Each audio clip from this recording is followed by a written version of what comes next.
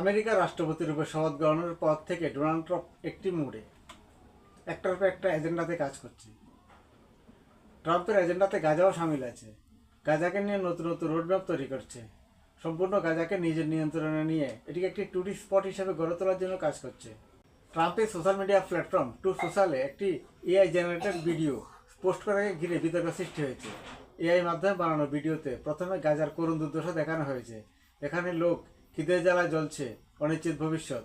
তখন প্রশ্ন ওঠে, এখন কি হবে? পরে ওই ভিডিওতে গাজাকে একটি টুরিস্ট স্পট হিসাবে দেখানো হয়েছে। গাজার মাঝে একটি রিসোর্ট দেখানো হয়েছে, যেখানে আমেরিকার রাষ্ট্রপতি ডোনাল্ড ট্রাম্প এবং ইসরায়েলের রাষ্ট্রপতি বেঞ্জামিন নেতানিয়াহু সফট ড্রিঙ্ক পান করছে এবং এলন মাস্ক হুমস খাচ্ছে। পুরো ভিডিওতে দেখা যাচ্ছে সম্পূর্ণ গাজা ক্লাব এবং রিসোর্টে সাজানো, লোক জমকর পার্টি করছে। ভিডিওতে একটি হোটেল দেখানো হচ্ছে যেটার নাম ট্রাম্প গাজা। গাজার মাঝ বরাবর ডোনাল্ড ট্রাম্পের একটি বিশাল স্বর্ণের মূর্তি দেখানো যাচ্ছে এবং এলন মাস্ক টাকা উড়াতে দেখা যাচ্ছে। ট্রাম্পের এই ভিডিওর পর সোশ্যাল মিডিয়াতে লোক সমালোচনা করছে, কিন্তু ট্রাম্প তো বরাবরের মতো ডোন্ট কেয়ার মাইন্ডেড। গাজাকে নিয়ে 5 প্ল্যান তৈরি করা আছে।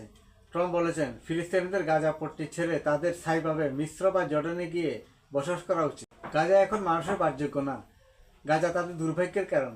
গাজাতে ওরা নরক বাস করছে। গাজার ভবিষ্যৎ ফিলিস্তিনে নেই। খালি করার পর গাজাকে দ্রুত পুনর্নির্মাণ করা হবে এবং গাজাকে রিভার অফ মিডল ইস্ট বানানো হবে। রিভারা মানে কোস্টলাইন এরিয়া, সমুদ্র তট বা সমুদ্র সৈকত।